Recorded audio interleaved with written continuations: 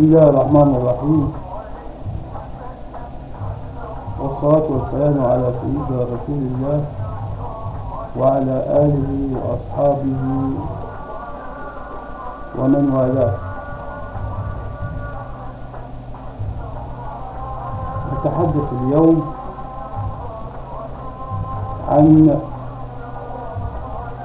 سيدنا رسول الله صلى الله عليه وسلم وعن مولده الشريف. فبظهور الخلافة الفاطمية ظهرت الشيعة والمحبون لآل البيت بلا خشية أو خوف بعد أن كانت الخلافة العباسية تطاردهم وتبطش بهم،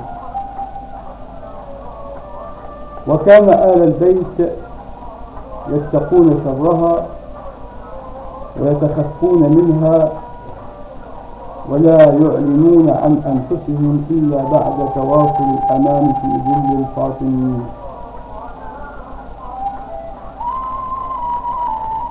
وأشير هنا إلى أن آل البيت الحسنيون ينتشرون في بلاد المغرب العربي بكثرة لوجود الدولة الإدريسية الحسنية والأشراف السعدية وغيرهما، وأيضا يوجدون في العراق لكونها كانت مقرا للخلافة العلوية بالكوفة، وبفارس وما وراء النهر سيحون وديحون، لتعدد الزوجات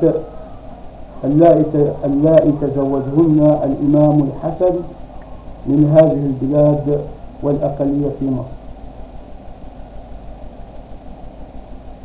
والحسنيون والحسينيون ينتشرون في مصر بكثرة، والأردن وبلاد الشام،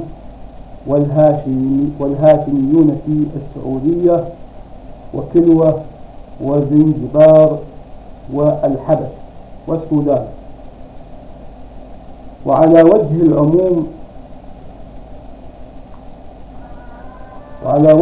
العموم فالجميع شرفت بهم جميع البلاد العربية والفارسية وباكستان وطاجكستان وغيرها من بلدان شمال آسيا لنشر الدعوة الإسلامية. ولكأن يتمثل قول الشاعر: يا آل بيت رسول الله حبكم فرض من الله في القرآن أنزله، يكفيكم من عظيم الفخر أنكم من لم يصلي عليكم لا صلاة له. فإذا لا بد لنا من حب آل بيت رسول الله صلى الله عليه وسلم تطبيقا لقوله صلى الله عليه وسلم: ما بال قوم يؤذونني في آل بيتي، والذي نفسي بيده لا يؤمن عبد حتى يحبني ولا يحبني حتى يحب ذريتي. هكذا قال سيدنا رسول الله صلى الله عليه وسلم. وقال: يا عباس، وهو عم الرسول صلى الله عليه وسلم: لا أغني عنك من الله شيئا. يا فاطمة بنت محمد، لا أغني عنك من الله شيئا. اشتروا أنفسكم من الله،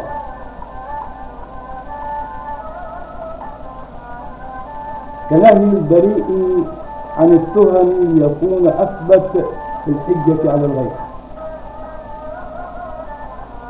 وقال: ألزموا مودتنا آل البيت، فإنه من لقي الله عز وجل وهو يودنا دخل الجنة بشفاعتنا، والذي نفسي بيده لا ينفع عبدا عمله إلا بمعرفة حقنا. وقال خير الناس قرني ثم الذين يلونهم ثم الذين يلونهم، رواه البخاري ومسلم. هكذا قال سيدنا رسول الله صلى الله عليه وسلم. وقد أخرج ابن عساكر عن علي رضي الله عنهما قال قال رسول الله صلى الله عليه وسلم: من صنع إلى أحد من أهل بيتي يدا كافأته يوم القيامة. أخرج الطبراني عن ابن عباس رضي الله عنهما قال قال رسول الله صلى الله عليه وسلم: كل سبب ونسب منقطع يوم القيامة إلا نسبي وسببي. وأخرج الطبراني عن السيدة فاطمة الزهراء رضي الله عنها قالت قال رسول الله صلى الله عليه وسلم: كل بني ينتمون إلى عصبتهم إلا ولدي فاطمة فأنا وليهما وعصبتهما.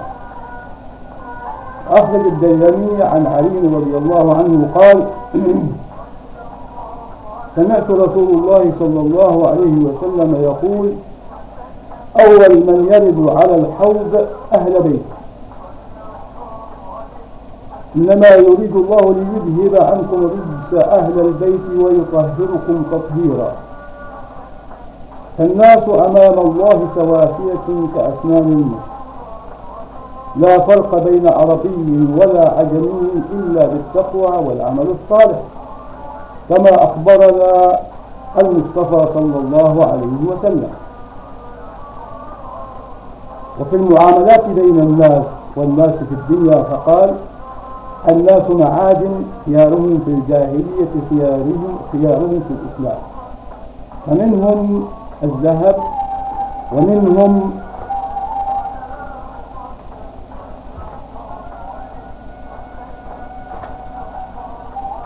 الحديد ومنهم الفضة، وهكذا بحكم العلاقات والمعاملات والتراجع فيها أو المضي بها. بمعنى أن الناس أمام الله سبحانه وتعالى سواسي كأسنان المشط، لا فرق بين عربي ولا عجمي إلا بالتقوى والعمل الصالح. هذا أمام الله. طيب، وأمام المجتمع وفي المعاملات الاجتماعية الناس معادن، كما قال سيدنا رسول الله صلى الله عليه وسلم: الناس معادن، خيارهما في الجاهلية خيارهما في الإسلام. فهناك الذهب وهناك الفضة وهناك بقية أنواع المعادن. وفي النسب لأهل البيت: قل لا أسألكم عليه أجرا إلا المودة في القربى، فإذا نفخ في الصور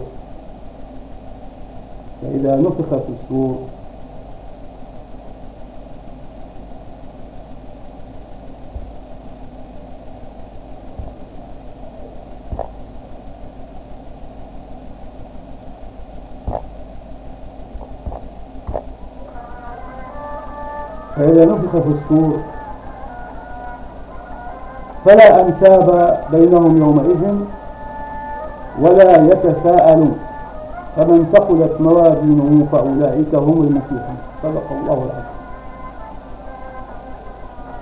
أو كما قال: أنا جد كل عارف وتقي.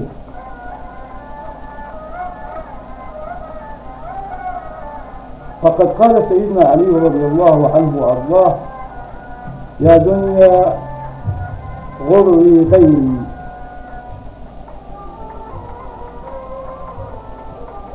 إلي تعرضت أم إلي تشوقت؟ هيهات هيهات هيهات، قد باينتك ثلاثا لا رجعة فيها. فعمرك قصير وخطرك حقير، فهذا هو جزاؤها، لأنها إذا حلت أو حلت، وإذا كست أو كست، وإذا جلت أو جلت، وإذا دنت أو دنت. ويقول الشاعر: طلق الدنيا ثلاثا والتمس زوجا سواها، إنها زوجة سوء لا تبالي من أتاها. ويقول آخر: هي الدنيا تقول بملء فيها، حذار حذار من بطشي وفتي، فلا يغرركم مني ابتسام، فقولي ضحك والفعل مبكي. هكذا نتعلم في مولد سيدنا رسول الله صلى الله عليه وسلم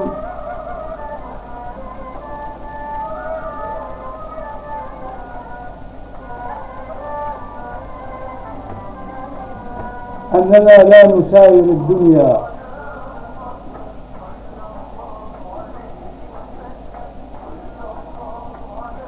فقد قال تعالى: قل لا أسألكم عليه أجرا إلا المودة في القربى. ففسر ذلك رسول الله صلى الله عليه وسلم بقوله: إلا أن تودوني وتراؤوني في قرابتي وتحفظوني فيهم. وعن أبي سعد الخدري قال: نزلت هذه الآية في علي والحسن والحسين وفاطمة. وروى الإمام مسلم بسنده عن زيد بن الأرقم قال: قام رسول الله يوما فبدأ خطيبا بماء يدعى قما بين مكة والمدينة، فحمد الله وأثنى عليه ووعظ وذكر، ثم قال: أما بعد، ألا أيها الناس، فإنما أنا بشر يوشك أن يأتي رسول بي فأجيب وأنا تارك فيكم ثقلين، أولهما كتاب الله فيه الهدى والنور، فخذوا بكتاب الله واستمسكوا به، فحث على كتاب الله ورغب فيه، ثم قال: أذكركم الله في أهل بيتي، أذكركم الله في أهل بيتي، أذكركم الله في أهل بيتي، أذكركم الله في أهل بيتي. وقال صلى الله عليه وسلم: من أبغض أهل بيتي فهو منافق. رواه أحمد مرفوعا. وعندما شكت إليه بنت أبي لهب معايرة القوم لها، قال صلى الله عليه وسلم: ما بال أقوام يؤذونني في نسبي وذوي رحمي، ألا ومن أذى رحمي وذوي نسبي فقد أذاني، ومن أذاني فقد أذى الله. هذا ما قاله سيدنا رسول الله صلى الله عليه وسلم في آل بيت رسول الله صلى الله عليه وسلم. إذن لابد لنا من محبة سيدنا رسول الله صلى الله عليه وسلم، ومن محبة آل بيت سيدنا رسول الله صلى الله عليه وسلم. ولا بد لنا من احترام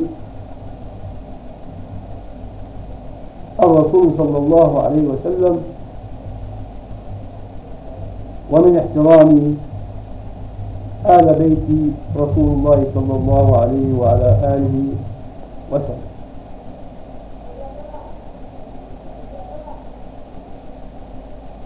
فنعلم تماما أن الاحتفال بمولد سيد الخلق صلى الله عليه وسلم هو احتفال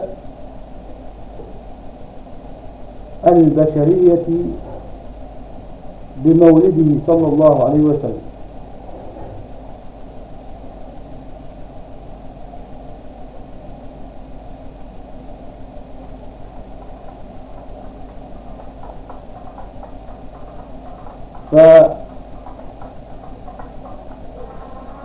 فالاحتفال بحضرة المصطفى صلى الله عليه وسلم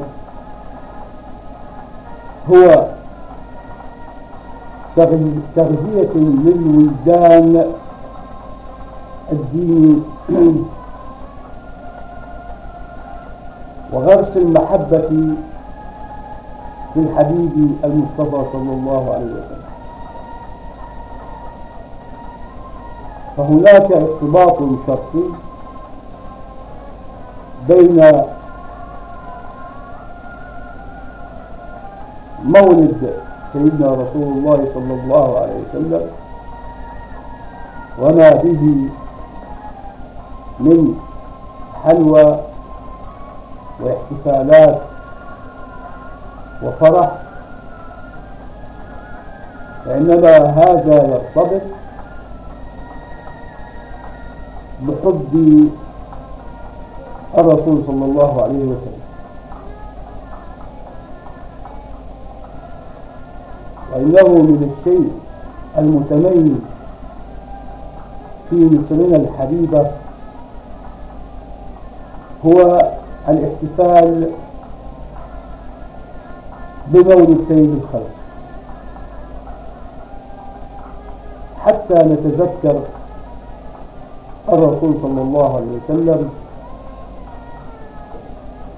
حتى نعلم جهاد الرسول صلى الله عليه وسلم ونقتدي بخلق سيدنا رسول الله صلى الله عليه وسلم.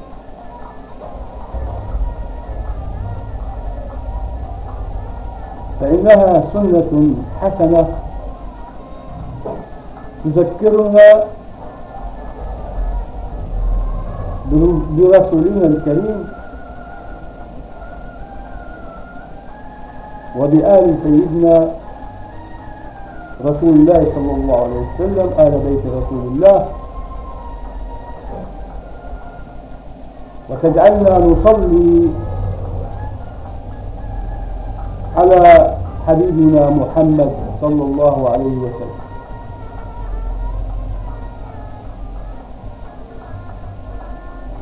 فهذا هو الحب. الحب أن نحتفل بمولد الرسول صلى الله عليه وسلم. الحب هو أن نقتدي بسيدنا رسول الله صلى الله عليه وسلم. ومن أحب قوما صار منهم.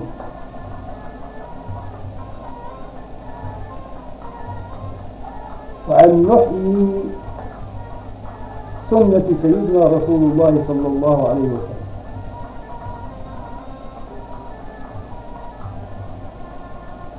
فإذن يجب ألا ننسى أن نصلي على حبيبنا على حبيبنا ونبينا سيدنا رسول الله صلى الله عليه وسلم، وأن نتذكر مواقفه في محاربة الكفر والكفار، ونقتدي به. هذا ما تتميز به مصرنا المحروسة أعزها الله وحفظ أهلها وشعبها ورئيسها والقائمين عليها.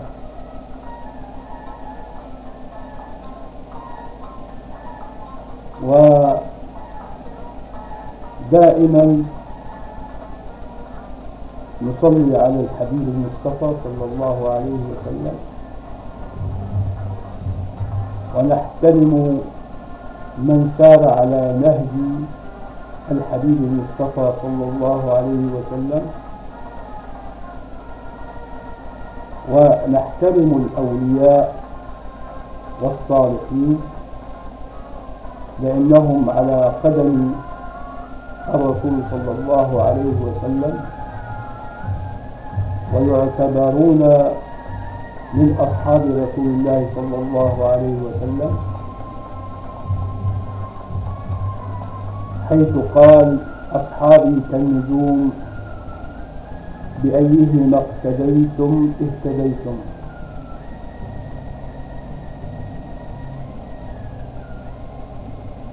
ومن يريد مشاهدة سيدنا رسول الله صلى الله عليه وسلم فليتابع سيرته الشريفة، وليقرأ عنه كثيرا، وليصلي عليه كثيرا. فالصلاة على سيدنا رسول الله صلى الله عليه وسلم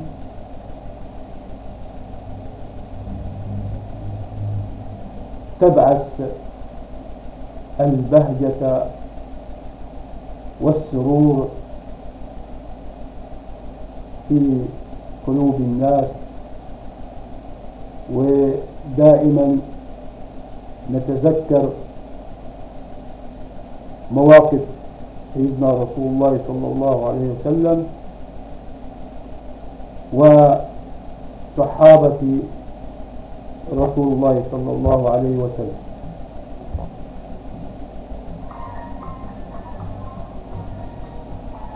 هذا ما أردت أن أوصله في هذا التوقيت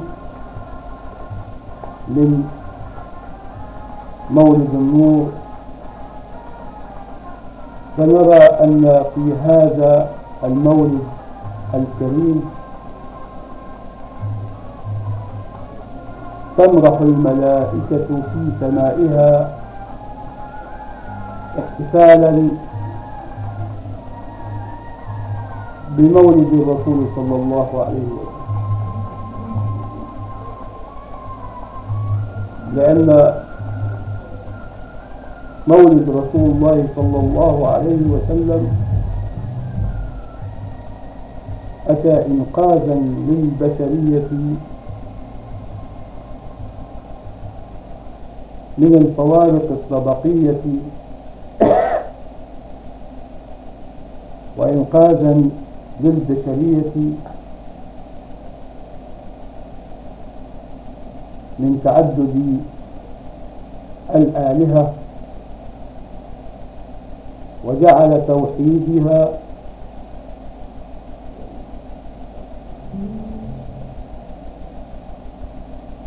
توحيدها في إله واحد أحد، فرد صمد لا شريك له.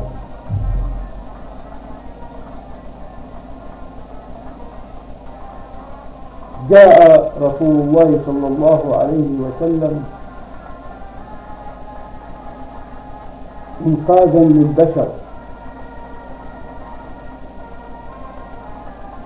وجاء بتعاليم خيرة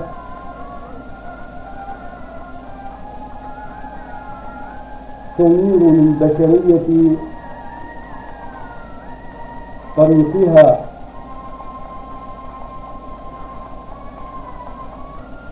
إلى عالم الخلود.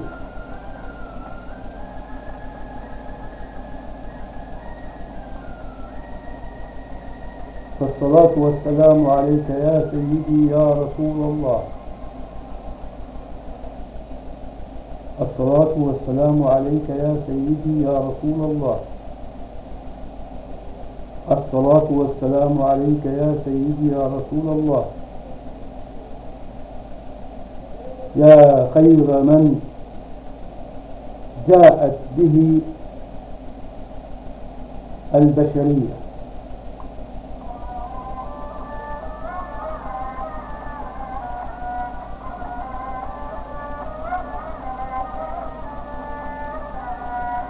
فالصلاة على سيدنا رسول الله صلى الله عليه وسلم نور على نور. اللهم صل على سيدنا محمد النور الذاتي والسر الساري في سائر الأسماء والصفات.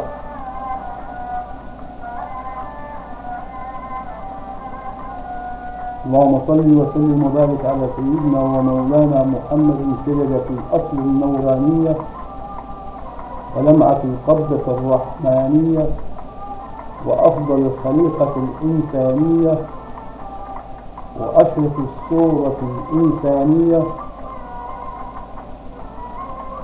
وأشرف الصورة الجسمانية ومعدن الأسرار الربانية وخزائن العلوم الاصطفائية، صاحب القبضة الأصلية والبهجة السنية والرتبة العالية، من اندرج في النبيين تحت لوائه فهم منه وإليه. وصلي وسلم وبارك عليه وعلى آله وصحبه عدد ما خلقت ورزقت وأمت وأحييت إلى يوم تبعث من أحييت، وسلم تسليما كثيرا والحمد لله رب العالمين.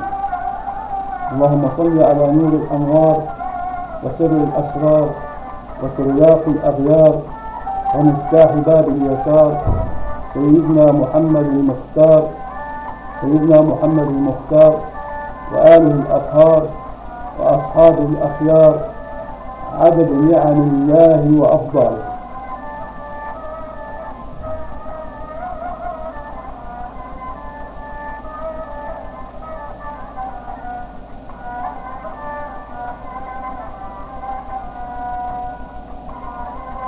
الصلاة والسلام عليك يا سيدي يا رسول الله. جئنا إليك بالقلب والروح، أنت وسيلتنا إلى الله تعالى، أن يختم لنا بكمال الإيمان ودوام الإسلام.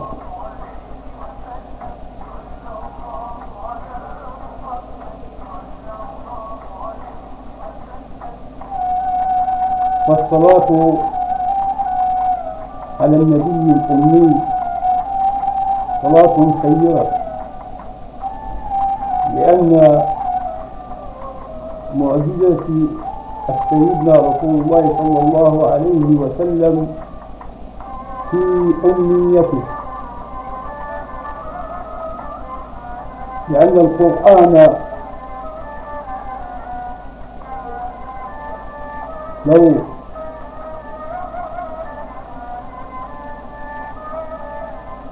جاء لعالم أو شاعر لما اعترفت به قريش،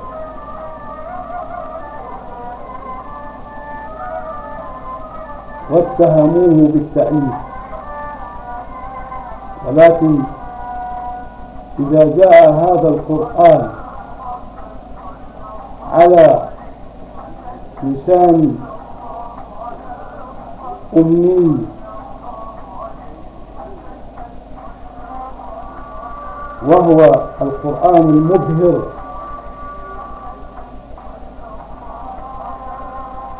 فلم يتهموه بالتأليف، فكيف أمي ويؤلف هذا القرآن الباهر المعجز في بلاغته؟ فلذا أمنية سيدنا رسول الله صلى الله عليه وسلم بذكره للقرآن الكريم وأنه من عند الله فلم يتهمه أحد بالتأليف، فكيف أمين ويؤلف هذا الإعجاز في البلاغة والفصاحة؟ فإذا إنه من عند الله سبحانه وتعالى. فالقرآن الكريم الذي جاء به سيدنا رسول الله صلى الله عليه وسلم في حد ذاته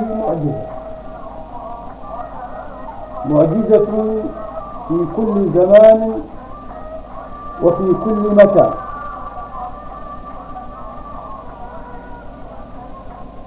فبه تنشرح الصدور وبموجبه تتم المعاملات، وقد نظم العلاقة بين الإنسان والإنسان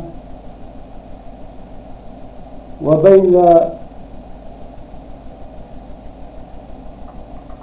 الإنسان وخالقه وبين الإنسان والطبيعة،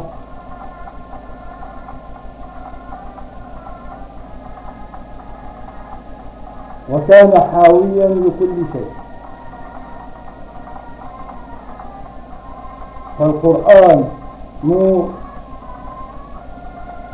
ومن أتى به فهو نور، وهو الرسول الكريم صلى الله عليه وسلم.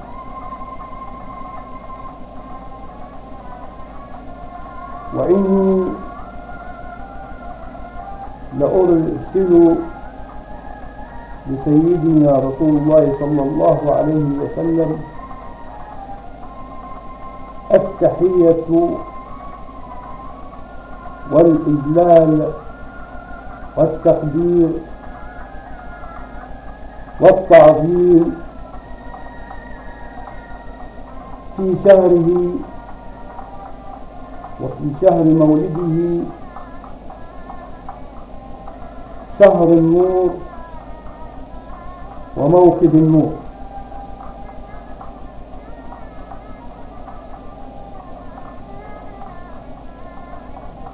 وأختم حديثي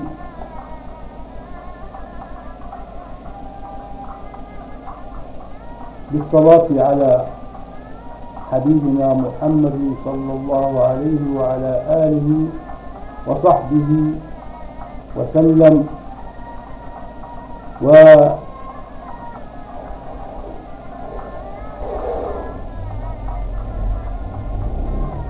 بدعائي بأن يسود الخير والرخاء العالم، وبالسلام والمحبة ودوام الاستقرار. أشكركم على حسن الإنصات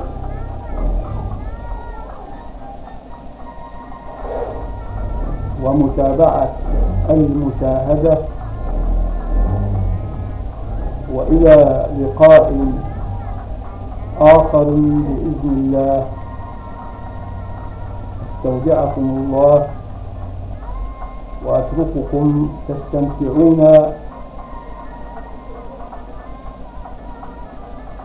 بمتابعة